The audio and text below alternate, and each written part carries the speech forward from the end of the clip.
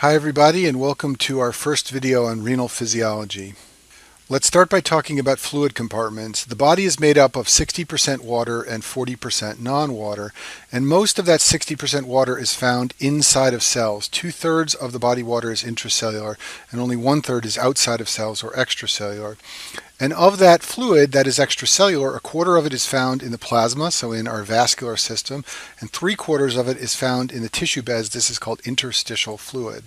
The reason we know how much fluid is found in the different compartments in the body is because of experiments that determine fluid volume. So to understand these experiments, consider that if we took 1 gram of a substance and added it to 1 liter of fluid, we would then get a mixture that had a concentration of 1 gram per liter of that substance. In an experiment, what we can do is add 1 gram of a substance to an unknown volume of the body and then measure its concentration. If we determine that the concentration is 1 gram per liter, then we can back calculate that the volume into which we added that gram must have been 1 liter. And this is the way these experiments are done to determine the volume of fluid in a particular compartment of the body. The two classic substances used experimentally to determine the volume of fluid compartments are inulin and radiolabeled albumin. Inulin is a substance I talk about a lot in the second renal physiology video because it can be used to estimate the glomerular filtration rate. But one of its properties is that it remains in the extracellular space, so you can infuse inulin into a patient, measure the concentration, and determine the volume of the extracellular fluid space. Radiolabeled albumin is just a version of albumin that can be measured experimentally, and albumin has the property that it stays in the plasma. It does not cross capillary membranes, so if you infuse radiolabeled albumin and you measure the concentration, you can determine the plasma volume. So the way these experiments are done is shown at the bottom of the screen. For example, if you infuse X grams of inulin into a research volunteer and the equilibrium concentration is Y grams per liter, then in the case of inulin, which stays in the extracellular space, the extracellular fluid volume will be X divided by Y liters. And this is easier to understand if we use some actual numbers. So suppose we infuse 10 grams of inulin into a research volunteer and the equilibrium concentration in the plasma is 0.25 grams per liter. Then for that research volunteer, the extracellular fluid volume must be equal to 10 divided by 0.25 or 40 liters. So in this manner, we've determined the volume of the extracellular fluid compartment. The same thing can be done with radiolabeled albumin, and this will give us the volume in the plasma. Sometimes on your board exams, the questions will be a little bit more complicated with more math, so let's go through an example of one of those now. Suppose a patient is administered 120 milligrams of inulin, and an hour later the patient has excreted 20 milligrams of inulin in the urine.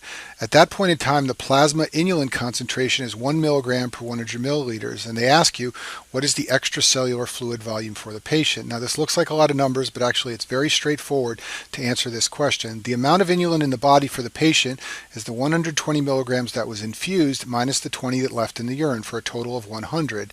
The steady state concentration they tell you is 100 milligrams per 100 milliliters. That means that the extracellular fluid volume, which is what they're looking for in the question, is 100 divided by 0.01 milligrams per milliliter, or 10,000 milliliters, or 10 liters. It's a lot of numbers, but very simple math gives you the answer to these types of questions. Now let's talk about how fluid volume shifts between the different spaces in the body. You should be aware that plasma osmolarity is about 300 milliosms per kilogram, and there is an equilibrium established between the fluid inside of cells and the extracellular fluid. And fluid volume is only going to shift from outside of cells to inside of cells if a difference exists in osmolarity. So for example, let's imagine that we have a cell, and inside the cell the osmolarity is 300 milliosms. We can add all the volume we want of fluid at 300 milliosms to the extracellular space. None of that volume will move inside of the cell. It's only going to move inside of the cell if there's a difference in osmolarity between what's inside and what's outside. Now let's imagine we have a cell with 300 milliosms inside of it, and we start adding fluid around it that has an osmolarity of 200 milliosms. In this situation, the fluid is more concentrated inside the cell, so volume is going to be drawn inside of the cell and the cell is going to swell. The opposite would happen if we added volume around the cell that had a higher osmolarity than what's inside the cell. So you have to understand this basic principle that you can add or take away volume all you want from the extracellular space, but it is only going to move into the intracellular space if there's a difference in osmolarity between what's inside the cell and what's outside the cell. There are many clinical situations in which we see the addition or loss of isotonic fluid. This means fluid that has the same osmolarity as plasma. In this situation, the extracellular fluid volume is going to change, but there will be no change in the intracellular fluid volume, and that's because the fluid that is being added or lost to the body is isotonic with plasma. So for example, in the setting of hemorrhage, patients are losing plasma, so they are going to lose lots of extracellular fluid volume, but the volume inside of the cells is not going to change. Another classic clinical example is the infusion of normal saline. Normal saline is a commonly used resuscitation fluid for patients who are hypotensive, and the reason we like to use it is because it has almost the same osmolarity as plasma. This means it will raise the volume in the extracellular fluid compartment, including in the vascular system, but none of it will move to the intracellular space, so there will be no significant change in the ICF. Next, let's consider what would happen if you infused a solution of 5% dextrose into a patient. 5% dextrose is initially isotonic with plasma. However, the dextrose is a sugar and it is metabolized by cells in our body. And once the dextrose is metabolized, you are essentially infusing free water. So the effect here is the effect of infusing a hypotonic fluid solution of free water. This will raise the extracellular fluid volume, but also raise the intracellular fluid volume because that hypotonic fluid, that essentially free water that you're giving the patient, will be drawn into cells. Another classic example of these principles is mannitol infusion. Mannitol is a substance that is osmotically active and it raises the osmolarity of plasma. However, it's a large molecule and it remains in the vascular system. It does not go inside of cells or into the interstitial space. What this means is it's going to stay in the plasma and draw fluid out of cells and out of tissues and into the vascular system. So it will decrease the intracellular fluid volume. Fluid will be drawn out of cells.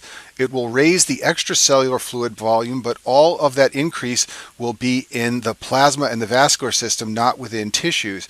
Therefore, what it does is reduces volume inside of cells and in the interstitial space. This makes this a very useful drug for patients with brain swelling. It's going to draw fluid out of brain cells and out of the interstitial space and draw it into the plasma where it can be excreted by the kidneys. Now let's talk about an important renal and cardiovascular physiology concept, and that's called the effective circulating volume. This is a volume of fluid in the body that you never actually measure. It's just a theoretical concept, and it's the portion of extracellular fluid that's contained in the arterial system and maintains tissue perfusion. In certain disease states, the body can have lots and lots of fluid, but actually very little of it is perfusing tissues. Those patients have lots of water in the body, but they actually have a low effective circulating volume. So this concept is used to explain situations where even though the total body fluid may be up, the effective circulating volume of fluid is down.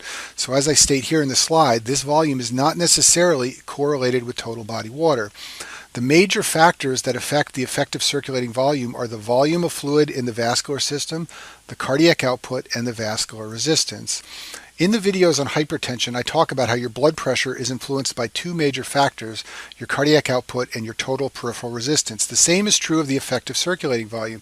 The cardiac output can go down when there's not much volume in the body, and this cardiac output can also go down if there's a problem with the heart and there's low cardiac output. Both of these lower the blood pressure. They also lower the effective circulating volume. And then anytime the vascular resistance is reduced, that will lower the blood pressure. That also can lower the effective circulating volume.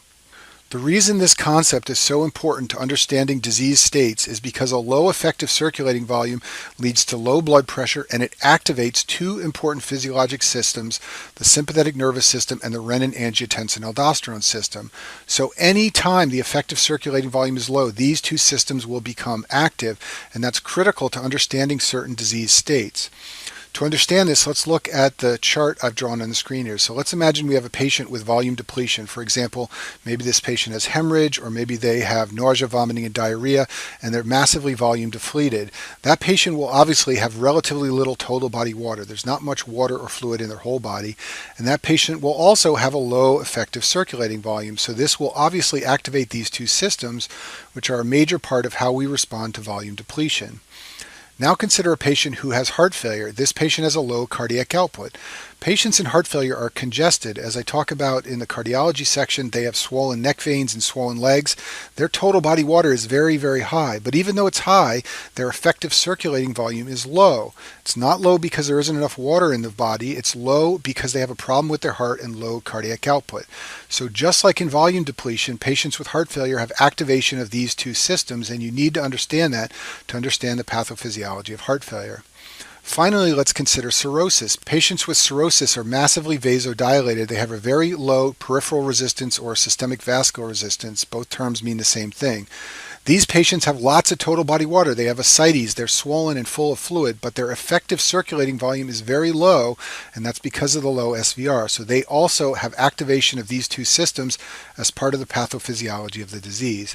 So the key point here is that you need to understand this concept of effective circulating volume, which is not necessarily the same as total body fluid volume. Anytime this effective circulating volume drops, that will activate the sympathetic system and the RAS system, and that's key to understanding the pathophysiology of all three of these disease states shown on the screen here. Now let's talk about how we evaluate kidney function. So imagine we have a number of patients and we want to know how well their kidneys are functioning. How are we going to do that? Well, the key measurement that we typically use to estimate someone's kidney function is called the glomerular filtration rate.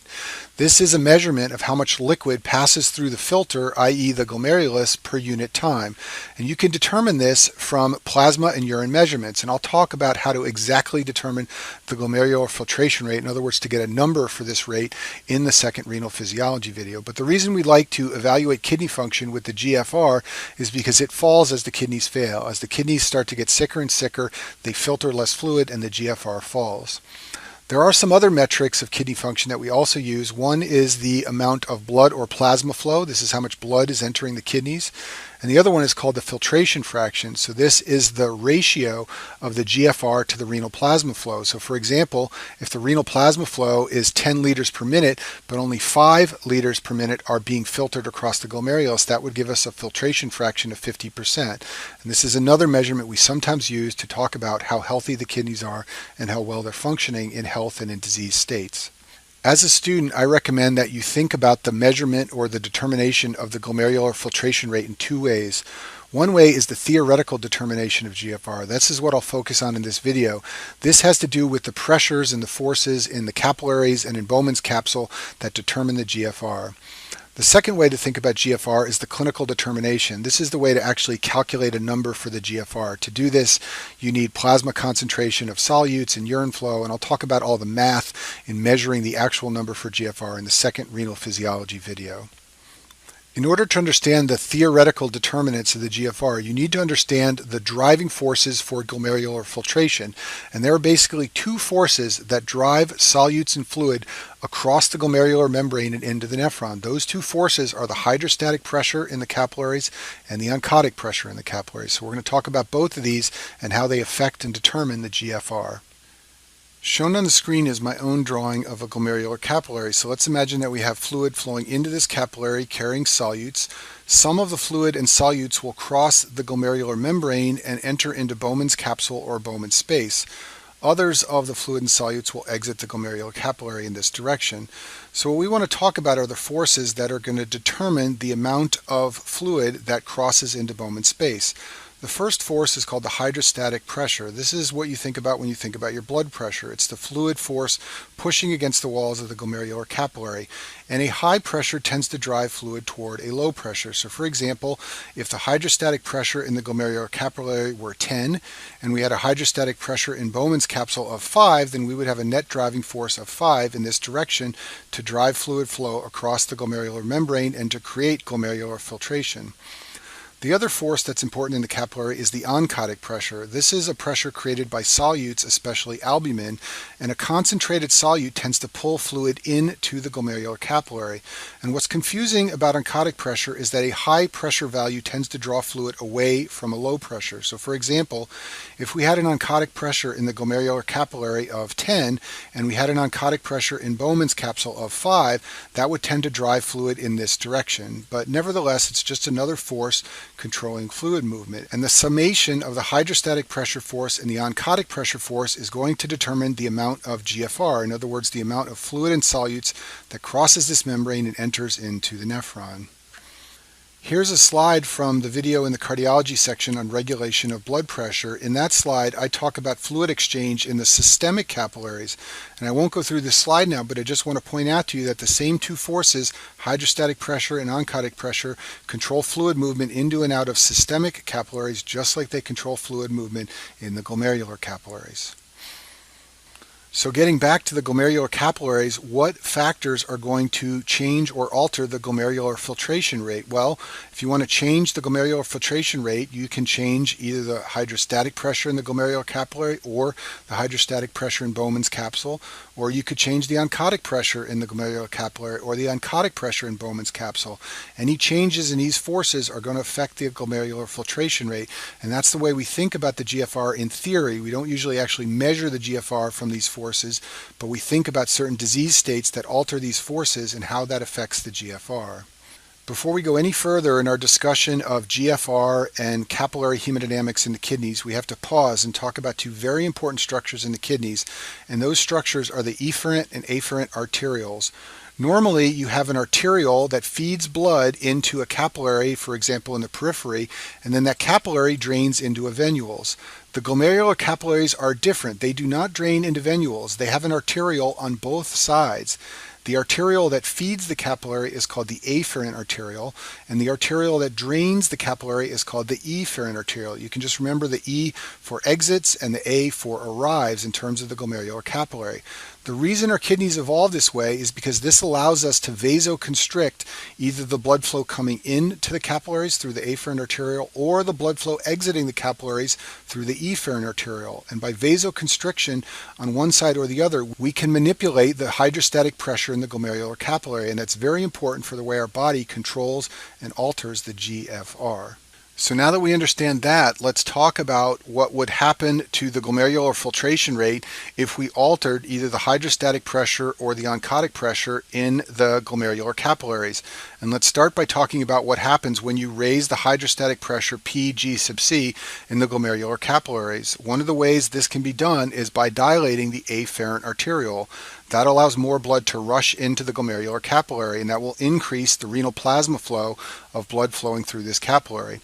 That will also raise the hydrostatic pressure Pg sub C. Why would this happen? Well, we're stuffing more molecules into this capillary, therefore we are going to raise the hydrostatic pressure Pg sub C. And remember, this pressure is a driving force for the glomerular filtration rate, so when we do this, the GFR will increase. And because this change, dilation of the afferent arteriole, increases the GFR and it also increases the renal plasma flow, then the filtration rate, which is the ratio of these two, is not going to change. In other words, if the GFR goes from, let's say, 10 to 20, but the renal plasma flow goes from, say, 100 to 200, we maintain the same ratio of a filtration fraction and there's no change. Another way that we can raise the hydrostatic pressure in the capillary is by constricting the efferent arteriole. So if we constrict the outflow of blood from the capillary, this is going to raise the hydrostatic pressure in the capillary because blood molecules are going to back up behind this obstruction, and that's going to raise the pressure here. That is also going to increase the GFR, just like we talked about with dilation of the afferent arteriole. However, in contrast to dilation of the afferent arteriole, less blood is flowing out of the capillary, and there's an overall decrease in the amount of blood that is flowing through this system. So in this situation, we get an increase in the GFR, just like we saw for dilation of the afferent arteriole. However, we get a decrease in the renal plasma flow, and for that reason, we see an increase in the filtration fraction. In other words, more of the blood that goes into the capillary is being filtered, and less of it is exiting the capillary. What if we change the oncotic pressure pi G sub C in the capillary? We can do this if we increase protein levels in the blood. Remember, proteins, especially albumin, are very important for generating that oncotic pressure pi G sub C. If we raise this pressure, that will draw more fluid into the capillary and resist the movement of fluid out of the capillary. That is going to reduce the GFR. In general, changes in protein level do not affect the renal plasma flow. In other words, blood continues to flow through normally. It's just that less of it moves across the membrane and into Bowman's capsule when there are more proteins in the plasma. So for this reason, we see a decrease in the filtration fraction because we are decreasing the GFR, but the renal plasma flow is not changing, therefore the filtration fraction goes down. And there are many disease states where the protein levels rise in the blood, for example multiple myeloma, and in those states there can be a lowering of GFR for the reasons shown on this slide. Now let's talk about what would happen if we change the hydrostatic pressure in Bowman's capsule. Remember, this hydrostatic pressure resists the flow of fluid out of the capillary and into Bowman's space. One way that this pressure in Bowman's capsule can get very high is if there's an obstruction of the ureter, for example from a kidney stone. This will back up urine behind the obstruction, and the pressure in Bowman's capsule and all the nephrons will get very, very high. When this happens, there will be less glomerular filtration because of this high pressure in Bowman's capsule. There's no effect on renal plasma flow. Blood will continue to flow through the system normally, so what you will see is a fall in the filtration fraction because we've got a drop in the GFR, but we have no change in the denominator of the filtration fraction equation, which is the renal blood flow. So on this page, I've summarized the glomerular flow dynamics we've been talking about in the last few slides. There are many disease states and drugs and other situations where all these things shown here can be altered, so it's important to understand the effects that these have on renal plasma flow, glomerular filtration rate, and the filtration fraction. So if we start with afferent arterial dilation, that will increase the renal plasma flow and the GFR, but have no effect on filtration fraction. If you were to constrict the afferent arterial, the opposite effects would occur. If you constrict the efferent arterial, that lowers the renal plasma flow, raises the GFR, and increases the filtration fraction. And if you dilated the efferent arterial, that would have the opposite effects. Raising the amount of proteins in the plasma and the osmolarity of the plasma has no effect on plasma flow, but it does decrease the GFR and the filtration fraction. And then finally, obstruction of a ureter blocks the flow of urine out of the nephron, including out of Bowman's space. That has no effect on renal plasma flow, but it reduces the GFR and it reduces the filtration fraction. I'll finish this video by talking about auto-regulation of the kidneys. So over the course of the day, if you could see your blood pressure, you would see that it sometimes goes up and it sometimes goes down. Even though it's always within normal limits, if you're not hypertensive, it still can go up and down within normal limits depending on what you do. For example, when you sit or stand, your blood pressure can change. When you drink water, or if you don't drink water, your blood pressure can change. And if your kidneys weren't able to regulate the blood flow, then the amount of blood being filtered would vary widely during the day, and this would make the kidneys very inefficient. But luckily, the kidneys can do what's known as autoregulation. They can maintain a constant GFR and renal blood flow over a range of blood pressures. This is what GFR and renal blood flow look like shown on the screen here. The mean arterial blood pressure is on the x-axis, and the flow rate for the renal blood flow, or GFR, is on the y-axis. And you can see that anywhere from about 80 up to about 200, the kidneys can maintain the same blood flow and the same GFR. This process is called autoregulation. Only if your blood pressure gets very, very low do you start to see a drop in renal blood flow and GFR. And there are two major mechanisms by which the kidneys auto-regulate their blood flow and the GFR.